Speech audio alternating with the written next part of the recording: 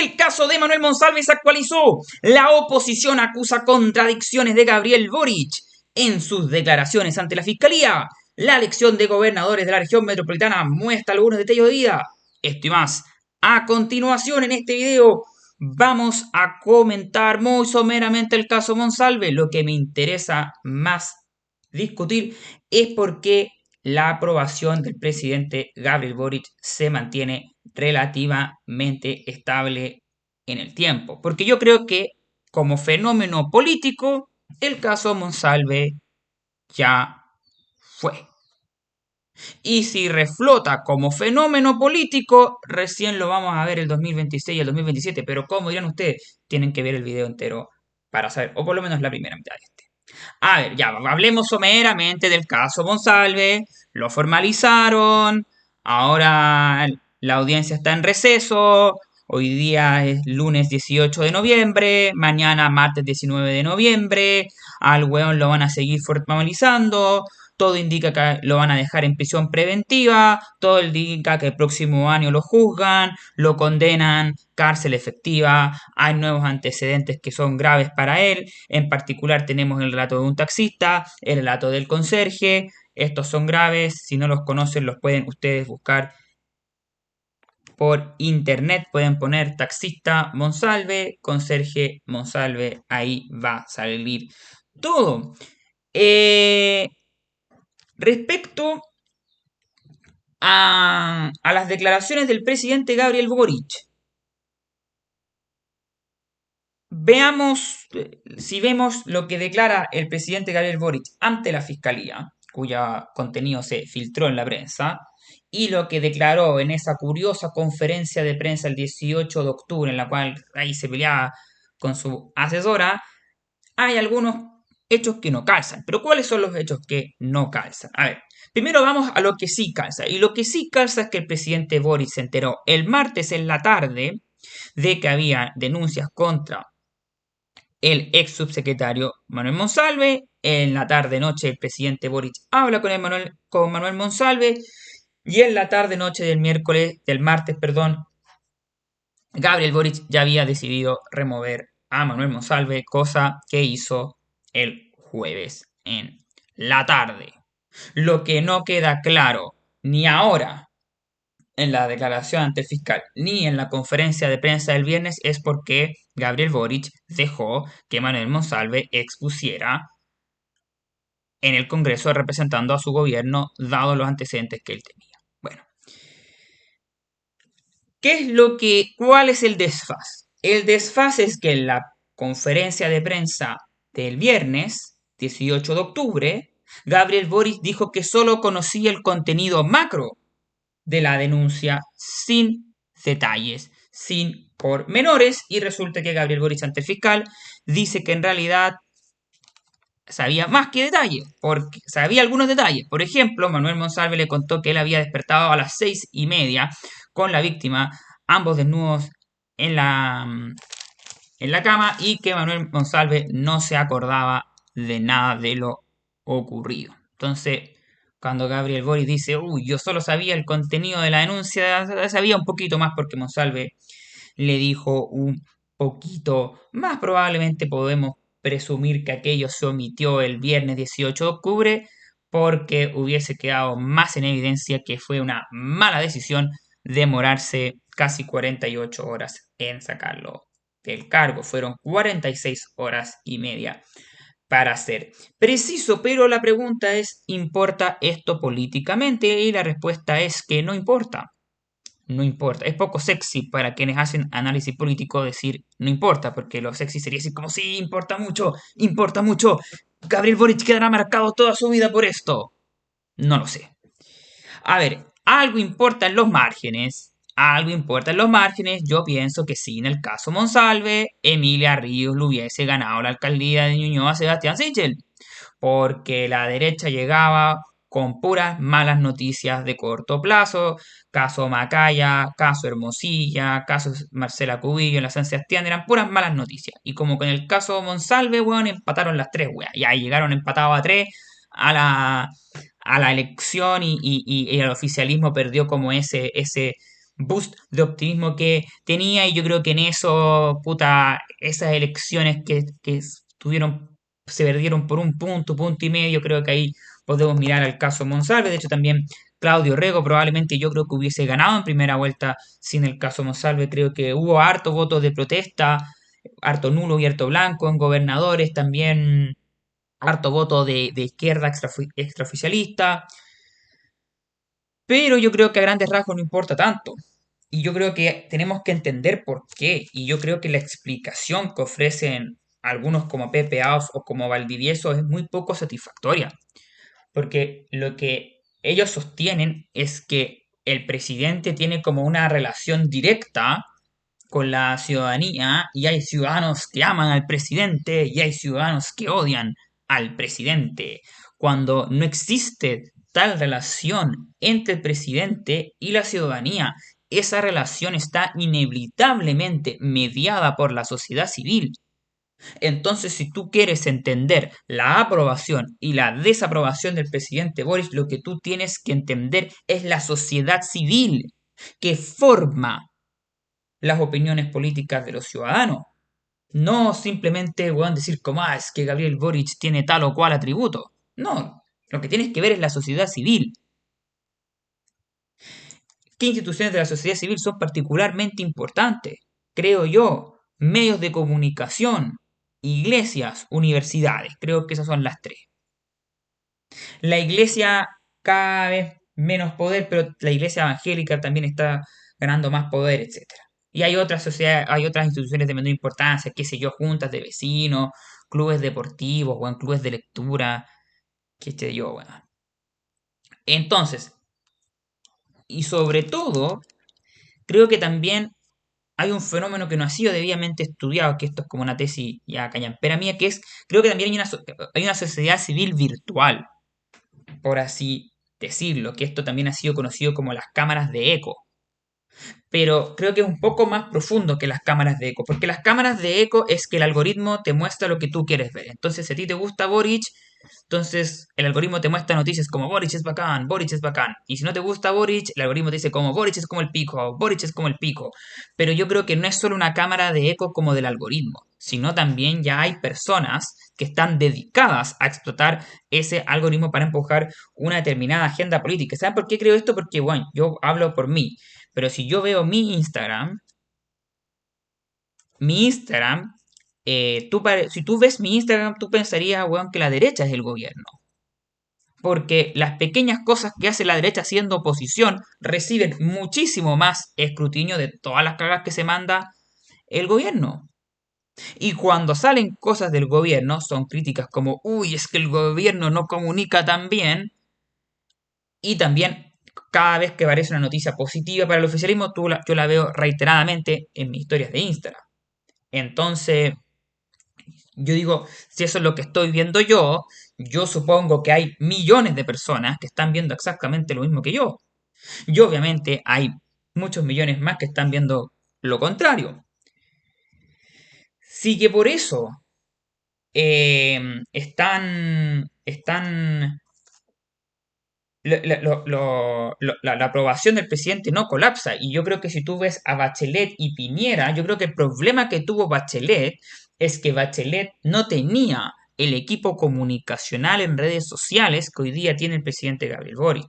Porque tú hoy día tienes a la militancia política del Frente Amplio y del Partido Comunista, weón, dándole duro a las redes sociales. Y eso permea a la gente. Entonces, ¿cuál es la diferencia entre mi análisis y el análisis de Valdivieso? Valdivieso pareciese pensar que lo que hay acá es un fenómeno de fanatismo. Es decir, la gente es fanática políticamente. Yo pienso lo contrario. Yo pienso que acá estamos ante un fenómeno de indiferencia ciudadana en la cual simplemente no estoy pescando mucho, me informo someramente por lo que me llega en mis redes sociales y en verdad, ya, ok. Y es más bien una opinión más blanda, más que una opinión más dura. Lo que pasa es que esa opinión blanda es estable porque todo el rato yo me estoy interactuando con información o muy favorable al gobierno o muy desfavorable. Y además creo que tenemos que entender dos fenómenos psicológicos importantes. Uno es, que ya lo he repetido acá en este canal en numeradas ocasiones, que es el anclaje cognitivo, que es la idea de que los seres humanos sobrevaloramos la primera información que tenemos respecto a algo. Entonces, de hecho, por ejemplo, era muy típico esa gente que votaba, bueno, en contra del agua el año 2000, porque el año 72 habían tenido que hacer cola. Entonces los guanes seguían en la cola del año 72, a pesar de que el Partido Socialista ya había demostrado durante 10 años que no era el mismo Partido Socialista de la Unidad Popular, pero no importa, no, yo voto por Lavín porque con Lagos van a volver las colas, ¿cachai? Ya, eso es anclaje cognitivo. El anclaje cognitivo, fíjense ustedes que no necesariamente es una estupidez. Sí, por eso es difícil ser una persona razonable, porque a veces el anclaje cognitivo tiene sentido, porque si no, nosotros quedaríamos vulnerables a que llegan buenas chantas, se dan vuelta la chaqueta y nosotros decimos como, ah, mira, se dio vuelta la chaqueta, debemos creerle sin ningún tipo de pensamiento crítico. No, po. Entonces por eso es difícil, pero existe el anclaje cognitivo. Entonces, ¿qué significa el anclaje cognitivo? Que toda la información negativa que te llega respecto a algo, tú la das vuelta. ¿Cachai? Entonces, si el presidente se manda tal cagada, tú decís como, ya, pero si todos los presidentes se mandan ese tipo de cagada. ¿Cachai? Entonces uno empieza a racionalizar el asunto. Y también está el efecto rebaño, que es un fenómeno psicológico que es bien básico. O sea, si todo tu entorno piensa A, tú piensas A. Si todo tu entorno piensa B, piensa, tú piensas B. Eso tampoco es enteramente estúpido. Por ejemplo, supongamos que si tú piensas, qué sé yo, que aceptar un trabajo es una buena idea, y tú le preguntas a cuatro personas más que conocen la industria como qué opinas de ese nuevo trabajo y los cuatro te dicen, weón, es una idea como el pico, tú probablemente deberías decir como, uff, probablemente en realidad los otros tienen información que yo no tengo y en verdad debiese hacerles caso. Ahora, el problema del efecto rebaño es cuando tú le haces caso a personas que no deberías hacerles caso. Y el efecto rebaño pasa todo el rato en política.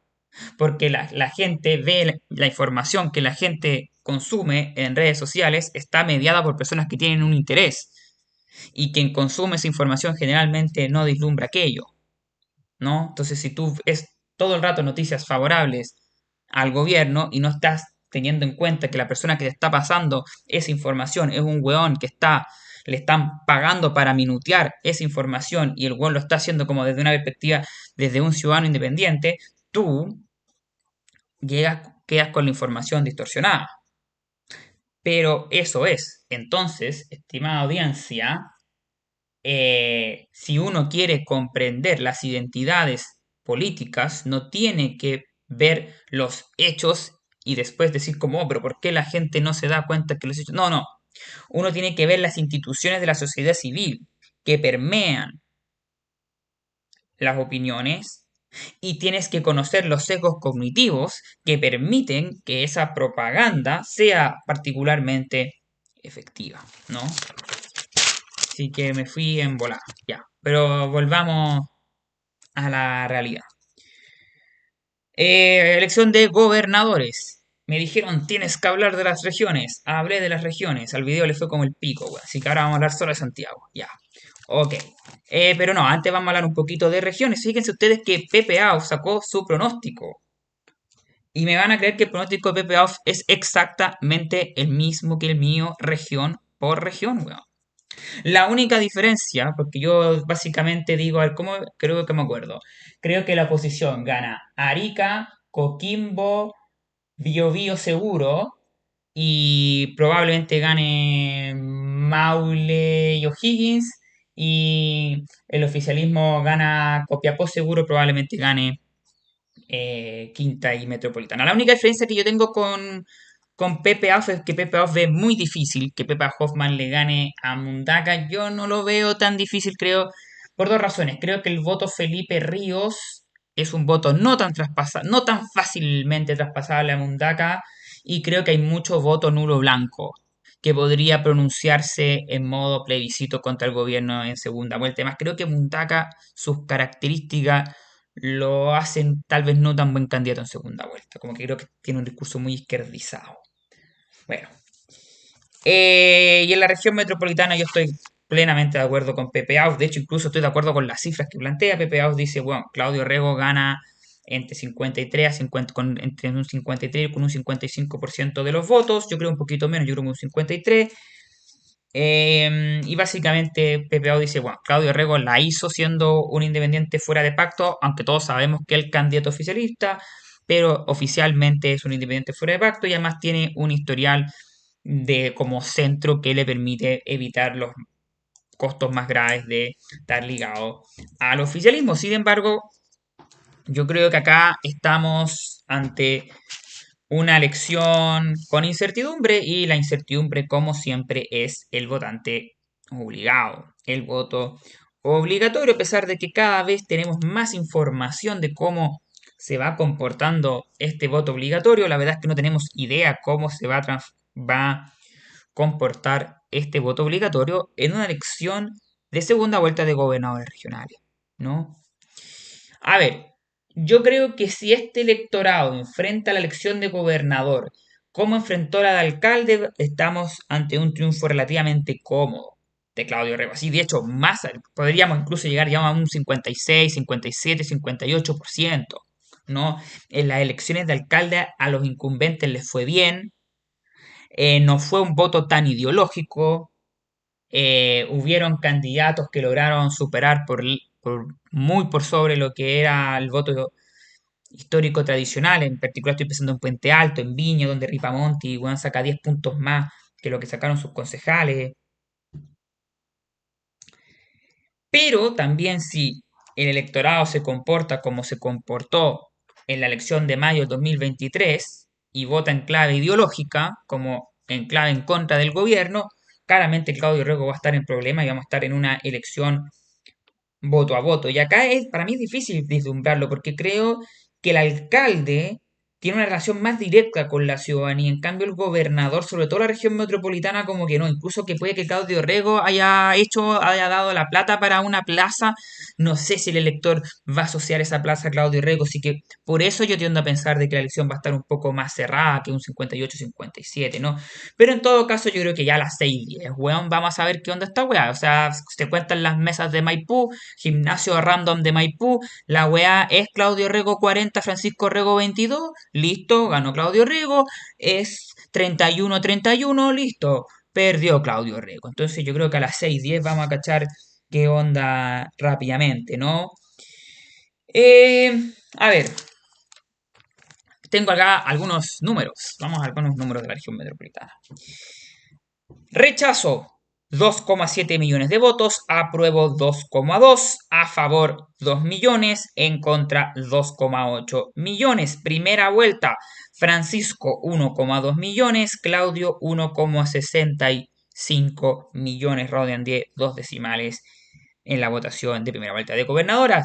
El dato que me importa, votos válidamente emitidos en la elección de gobernador, en primera vuelta 4,3, debajo de los 4,8 del a favor en contra, 4,9 del apruebo y el rechazo. Yo estoy pensando más o menos lo siguiente, estoy pensando que Francisco debiese ser un poco más que el a favor. Entonces yo a Francisco lo pongo como en 2,1 y yo digo Claudio debe ser un poco más que el apruebo y lo pongo en 2,4. Creo que Claudio va a perder votos jóvenes de los sectores populares que se fue al apruebo, pero lo va a compensar dando vuelta a hartos adultos mayores que se fueron por el rechazo. Así que yo veo un 2,1 para Francisco, un 2,4 para Claudio.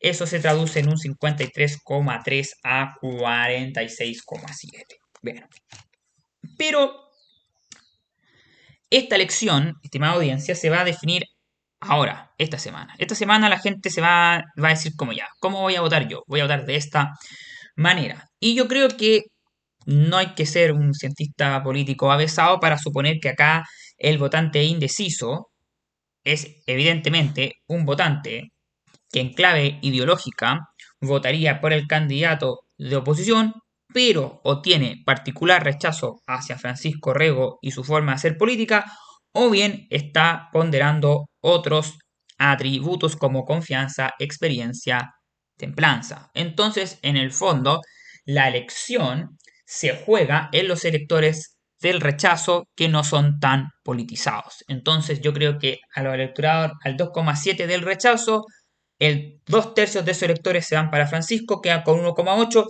y la elección se juega en el 0,9 restantes de electores rechazo, creo yo. Como Francisco Rego, entonces yo voy a primero hacer lo que creo que debiese ser Francisco Rego, lo que creo que debiese ser Claudio Rego y por qué creo que si ambos hacen lo que debiesen hacer ganaría Claudio Orrego. ¿Qué es lo que tiene que hacer Francisco Rego? ¿Qué es lo que... A ver, de partida ya hubo un debate ayer, día domingo en el Canal 13 a la mediodía, que creo que no importa tanto en la gran escala de la elección, pero sí nos da indicios de lo que podría ser el debate del miércoles en la noche, que sí creo que va a importar un poco más por ser en horario prime. Pero lo primero, Francisco Rico, ¿qué es lo que hizo bien ayer en Mesa Central? Primero, demostró tener conocimientos técnicos tanto en lo jurídico como en lo urbanístico. ¿No? Entonces, demostró harto conocimiento jurídico, demostró conocimiento de urbanismo al demostrar que tenía información de cómo funcionaba la ciudad autónoma de Buenos Aires. Entonces, yo creo que Francisco Rego hizo bien. Francisco lo que tiene que hacer es definir a Claudio como chanta. Tiene que tildarle la etiqueta de chanta a Claudio Orrego, chanta en forma y fondo. Eso es súper importante. No solo en forma, también en fondo. Como tú instalas la idea de que Claudio Orrego es un chanta de forma. Primero tienes que hacer notar que el tipo votó apruebo. Y eso creo que Francisco Orrego lo hizo bien. Cuando Francisco Orrego dice como, weón, Claudio Rego dice como, es que el gobierno nos saca militares, nos saca militares. Y resulta que el 2022 Claudio Rego estaba votando por una constitución que sacaba el estado de emergencia y por lo tanto que prohibía sacar militares por las razones que él quiere sacarlo. Entonces, ¿cómo es eso? También yo creo que tiene que darle duro con lo de Procultura, porque yo creo que cuando Claudio Rego trata de minimizar su vínculo con Alberto Larraín y Claudio Rego dice, pero es que yo he conocido mucha gente, queda como chanta, también los polémicos falsos apoyos, que yo creo que ha sido una tremenda torpeza de Claudio Rego, dar a entender de que, como decir, de que Rodolfo Carter lo apoyan, de que Evelyn Matei lo apoyan, de que el alcalde de Barnechea lo apoya, creo que es Lira, cuando lo que Claudio Rego debió haber hecho en la franja es decir como, ¿qué dicen las personas que no votan por mí, de mí? Y ahí muestran los mismos clips. Entonces ahí Claudio Rego podría decir como, bueno, estoy dejando claro que no votan por mí, pero igual los buenos piensan que yo, bueno, soy un buen transversal y qué sé yo. Entonces yo creo que Pancho tiene que instalar la idea de que Claudio es chanta en la forma, pero también esto es extremadamente importante para Francisco y creo que lo hizo relativamente bien, tiene que instalar que es chanta en el fondo. Es decir, que el weón es puro bla bla, pero ¿dónde mierda están los resultados para la ciudadanía? Sobre todo yo creo que hay que recalcar que la gobernación de Claudio ha sido muy poco satisfactoria en seguridad ciudadana y que los resultados simplemente no están. Simplemente Claudio Orrego no es capaz de disminuir la delincuencia en su calidad de gobernador de la región metropolitana. Entonces ahí la única defensa posible para Claudio es decir, es que, weón, no se puede hacer eso en el cargo de gobernador. También yo creo que Francisco Rego hizo muy bien en sacarle en cara los gastos que hizo Bachelet. O sea, los gastos que hizo, los proyectos fallidos que tuvo Claudio Rego como intendente en el gobierno de Bachelet. Entonces yo creo que en general, creo que la campaña de Francisco Rego está bien orientada. La de Claudio Rego creo que no está tan bien orientada. Primero, si Francisco Rego quiere definir a Claudio como chanta, Claudio se tiene que defender y decir, no, no es que yo sea chanta, lo que pasa es que yo soy diplomático y transversal. Entonces tiene que dar el mismo las mismas características, tiene que darle una connotación positiva. Yo soy diplomático y transversal. Lo que tú llamas oportunista es diplomacia básica, Francisco, porque en política tú no puedes hacer solo cosas con los que piensan como tú. Tú tienes que hacer cosas con los que piensan distinto de ti. Y si tú insultas constantemente a la izquierda en la televisión, ¿cómo vas a trabajar con Toledo? ¿Cómo vas a trabajar con Bodanovich? ¿Cómo vas a trabajar con Javiera Reyes, alcaldesa comunista de Los Espejos? Entonces, Claudio Rego tiene que instalar la importancia de ser diplomático en el cargo. Entonces, fíjense ustedes que Francisco Rego tiene que recalcar que el gobernador está como a cargo de la seguridad y Claudio tiene que decir, bueno, en realidad lo que hace el gobernador es coordinarse con todo tipo de alcaldes. Entonces, cada uno tiene que ir definiendo el cargo como le convenga a sus atributos, ¿no? Y yo creo que esto es esencial para Claudio Rego y fíjense ustedes, creo que esta es la razón por la cual Claudio Rego va a ganar. Claudio tiene que hacer constantemente notar los apoyos transversales que tiene. Los verdaderos apoyos transversales que tiene, pues, weón. No los pseudo apoyos que tiene, weón, de Evelyn Matei, weón, agradeciéndole una weá hace 2 años atrás. No, no, no. Los apoyos concretos de Logan, el candidato a gobernador del Partido Social Cristiano, Soledad Alvear, Matías Walker. Si yo soy Claudio Rego el miércoles en la noche, weón, todo el rato, Logan suele alvear, Logan suele alvear, Logan suele alvear, Logan suele alvear. ¿Por qué? Porque básicamente Claudio Rego lo que le está diciendo a los votantes, weón, hey, sea un votante rechazo a Claudio Rego. Eso vota la gente razonable. Eh, y además, fíjense ustedes que Claudio Rego puede decir, yo tengo una transversalidad de apoyos que mi opositor no tiene. Entonces, puedo ser tan chanta si me apoya desde Rodrigo Logan, Soledad Alvear y Tomás Bodanovich, puedo ser tan chanta, puedo ser tan terrible, puedo ser el gran cuco. Y esa weá yo creo que ante un electorado más despolitizado, más desinformado, le pega caleta. Y dice como puta, en verdad sí, pues weón. Como weón, este weón tiene apoyo transversal y este weón no, po. ¿Qué es lo que ocurre? Hay un error que creo que comete Claudio, que es bueno, es un error que sobre todo comete el oficialismo, que es tratar de ir por el atributo de experiencia y preparación. ¿Y por qué yo creo que ese relato a mí no me gusta electoralmente? Porque creo que es muy cara de raja, weón. Si te bancaste, el presidente Gabriel Boric no sacó la carrera de Derecho en la Chile y Francisco Rego la sacó. Y entonces Gabriel Boric puede ser presidente de la República, pero Francisco no puede ser gobernador de la región metropolitana. Entonces, cuando salen los minuteros oficialistas, decir como, Francisco Rego se demoró 17 años en sacar la carrera, la emoción que tú estás provocando en la gente, es decir, este minutero culiao es un cara de raja, quiero votar por Francisco Rego para taparle el hocico a este concho su madre. Entonces, no tienen que generar emociones negativas hacia ustedes, estimados minuteros oficialistas. Tienen que generarla hacia la contraparte. A ver, loco, el argumento de la experiencia importa, importa, pero no tienes para qué decirlo. Porque cuando la señora Juanita prenda la tele, va a ver a un weón que tiene 60 años y va a ver un pendejo de 40 o 35, qué sé yo. No hay para qué decirlo, si es cosa de ver a un weón y ver al otro. Y si te importa la experiencia, tú no necesitas que te recalquen yo tengo experiencia. Claudio se equivoca cuando habla de que, yo tengo 34 años de experiencia en el servicio público. Eso también suena como a un weón que ya lleva demasiado tiempo en el servicio público y mejor probemos caras nuevas. Entonces, ¿qué es lo que veo yo? Lo que veo yo es que Claudio Rego, la campaña de Claudio Rego me parece peor que la de Francisco hasta ahora. Igual creo que si la elección ahora gana Claudio, porque yo creo que el electorado no está lo suficientemente interesado. Pero yo creo que Claudio, para cerrar la idea, debiese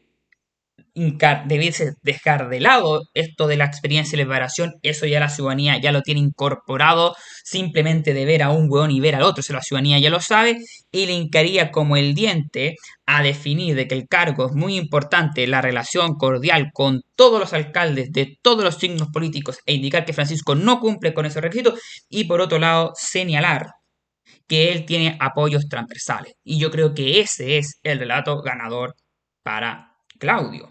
Eso es todo por hoy, estimada audiencia. Espero que les haya gustado este video. Los invito a dejar like.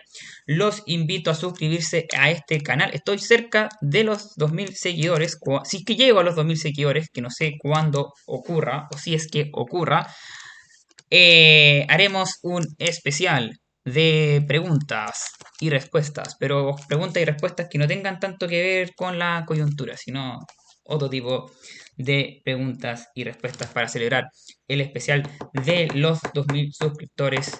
Pero por ahora no hay 2000 suscriptores, solo hay 1982. Así que los espero tal vez el lunes para comentar los resultados o puede que pase algo emocionante, puede que el debate del miércoles esté muy encendido y lo comente el jueves, no lo sé. Así que eso, estén atentos. Adiós, que estén bien. Chao, chao.